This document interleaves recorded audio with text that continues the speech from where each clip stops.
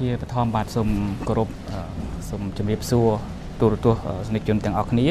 ថ្ងៃនេះខ្ញុំបាទមានកិត្តិយសនឹងធ្វើចូលរួមក្នុងកម្មវិធីផ្សព្វផ្សាយច្បាប់ដែលសហការដោយក្រសួងព័ត៌មាននិងក្រសួងយុទ្ធភ័ពតាក់ទងជាមួយនឹងការចូលធរមានក៏ដូចជាការអនុវត្តក្រមព្រហ្មទណ្ឌនេះបើយើងគិតអំពីគោលការណ៍ដែលកំណត់នៅក្នុងរដ្ឋធម្មនុញ្ញនៃប្រជាណាចក្រកម្ពុជាក្រមព្រហ្មទណ្ឌនេះចូលជាធរមាននៅថ្ងៃទី20ធ្នូឆ្នាំ2009បានន័យថា20ថ្ងៃក្រោយពីច្បាប់ប្រកាសឲ្យប្រើគឺត្រូវចូលធរមានទូទាំងប្រជាណាចក្រនៃកម្ពុជាប៉ុន្តែបើពិនិត្យទៅលើតាក់ទងជាមួយនឹងការអនុវត្តក្រមព្រហ្មទណ្ឌនេះគឺត្រូវធ្វើជាពីដំណាក់កាលផ្អែកទៅលើបញ្ញត្តិដែលកំណត់ក្នុងមាត្រា672នោះគឺថាជាពីដំណាក់កាលទី1គឺអនុវត្តនៅបទបញ្ញត្តិទូទៅដែលមានចែងនៅក្នុងកន្ធៃទី1ស្តីពីបទបញ្ញត្តិទូទៅដែលមានទាំងអស់ចំនួន182មាត្រាពីមាត្រាទី1ដល់មាត្រា182ដែលត្រូវអនុវត្តភ្លាមក្រោយការចូលជាធរមាននៃក្រមនេះដូច្នេះគឺបទបញ្ញត្តិទី1ទូទៅនៅកន្ធៃទី1នេះអាចត្រូវបានអនុវត្តតាំងពីថ្ងៃទី20ធ្នូឆ្នាំ2009ទូទាំងប្រទេសចំណែកដំណាក់កាលទី2គឺការអនុវត្តបទបញ្ញត្តិផ្សេងទៀតនៃក្រមនេះដែលនៃក្រមនេះគឺអនុវត្ត1ឆ្នាំក្រោយការចូលធរមាននៃក្រមព្រហ្មទណ្ឌនេះដូច្នេះគឺអនុវត្តក្រមនេះនឹងអនុវត្តពេញលេញទាំងអស់នៅថ្ងៃទី20ធ្នូឆ្នាំ2010បាទនៅក្នុងឱកាសនេះដែរនាងខ្ញុំសូមជម្រាបអាដាមពន្យល់ជូនទូរទស្សនិកជនឲ្យបានជ្រាបថាតើអ្វីទៅជាច្បាប់ព្រហ្មទណ្ឌអីហ្នឹងបើយើងគិតនៅក្នុងចង្កោមនៃច្បាប់ដែលគេបែងចែកទៅតាមទិសដីជាច្បាប់សាធារណៈឬច្បាប់ឯកជននោះច្បាប់ព្រហ្មទណ្ឌជាច្បាប់មួយស្ថិតក្នុងចង្កោមនៃច្បាប់សាធារណៈហើយជាអត្ថបទច្បាប់មួយដែលប្រមូលផ្ដុំនៅរាល់បទបញ្ញត្តិដែលតាក់ទងជាពិសេសដល់ការកំណត់បទល្មើសការចោទបង្ហាញអំពីបុគ្គលដែលអាចត្រូវបានប្រកាសថាទទួលខុសត្រូវចំពោះបទល្មើសតាក់ទងនឹងការកំណត់ទោសក៏ដូចជាបែបបទនៃការវត្តទោសនោះ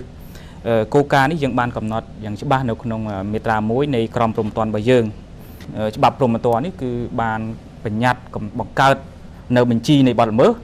ជាបញ្ជីនៃអំពើដែលសង្គមហាមឃាត់បញ្ជីនៃទោសនិងគោលការណ៍មួយចំនួនតាក់ទងដល់ការកំណត់ទោសនិងការវត្តទោសបាទយើងនិយាយសាមញ្ញបាទអាដាមច្បាប់ព្រហ្មទណ្ឌនេះមានអ្វីខ្លះទៅ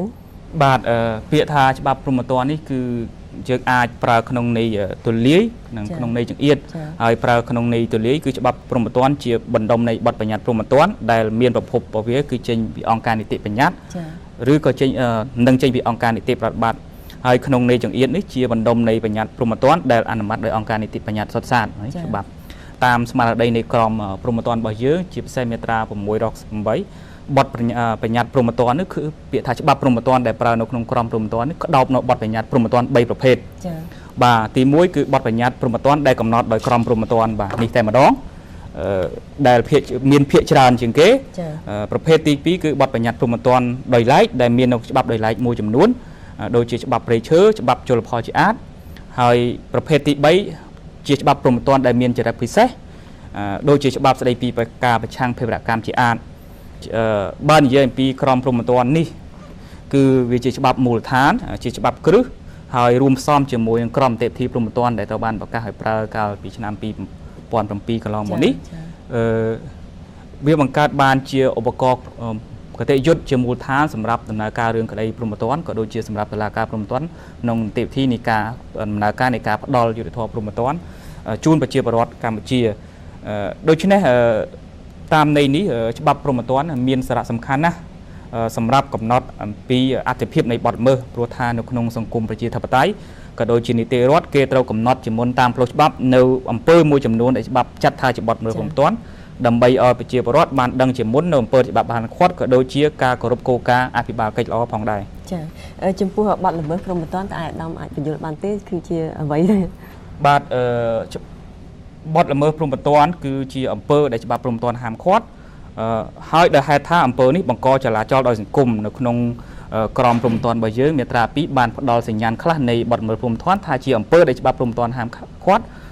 ហើយច្បាប់ព្រហ្មទណ្ឌហាមឃាត់អំពើនេះដោយសារអំពើនេះបង្កចលាចលដល់សង្គមធ្វើឲ្យប៉ះពាល់ដល់សណ្ដាប់ធ្នាប់ទៅដល់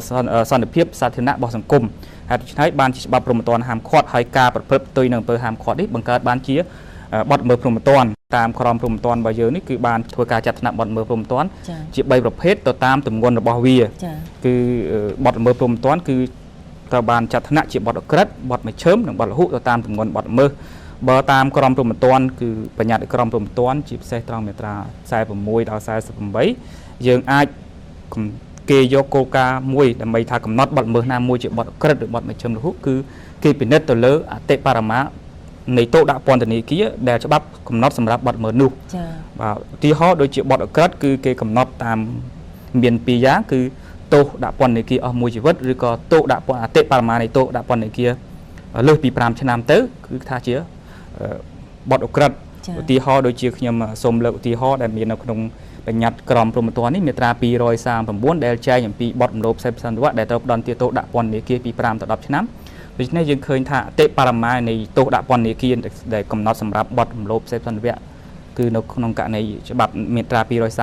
10ឆ្នាំដូចនេះវាជាបទអក្រិតចា៎បាទបទអក្រិតបទមជ្ឈិមគឺគេ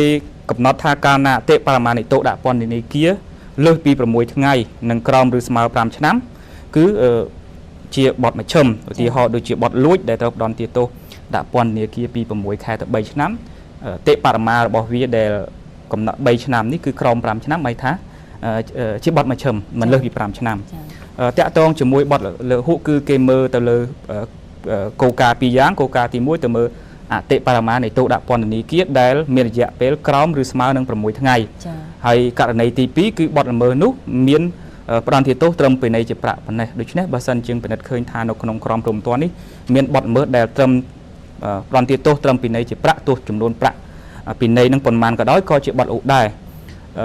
ឧទាហរណ៍ដូចជាបទស្វឹងជាក់ស្ដែងដែលចែងនៅក្នុងក្រមនេះគឺមានពីនៃជាប្រាក់ប៉ុណ្ណោះដែលជាបទហួកចំណុចមួយទៀតដែលខ្ញុំបាទចង់បញ្ជាក់ដែរអំពីតាក់ទងជាមួយនឹងគោលការណ៍ការបែងចែកអំណាចក្នុងការចេញបទបញ្ញត្តិព្រហ្មទណ្ឌតាក់ទងនឹងការកំណត់ចែកអំពីបទល្មើសព្រហ្មទណ្ឌរវាងអង្គការនីតិប្រតិបត្តិនិងអង្គការនីតិបញ្ញត្តិនេះតាមគោលការណ៍ដែលកំណត់នៅក្នុងមាត្រា1នៃក្រមព្រហ្មទណ្ឌរបស់យើងក្នុងករណីចាំបាច់អង្គការនីតិប្រតិបត្តិអាចចេញលិខិតបទທາງគតិយុត្តដែលចែងតែអំពីបទលហុហើយដែលត្រូវផ្ដន្ទាទោសពីនៃជាប្រាក់ប៉ុណ្ណោះដូច្នេះអង្គការនីតិប្រតិបត្តិគឺនិយាយឲ្យសាមញ្ញរដ្ឋាភិបាលអាចចេញលិខិតបទທາງគតិយុត្តដែលកំណត់អំពីបទលហុដែលមានផ្ដន្ទាទោសត្រឹមពីនៃជាប្រាក់ប៉ុណ្ណោះចំណែកអង្គការនីតិបញ្ញត្តិអាចធ្វើជាច្បាប់កំណត់នៅគ្រប់បទល្មើសដែលមានបទល្មើសអក្រិតបទមជ្ឈិមបទលហុខ្ញុំសូម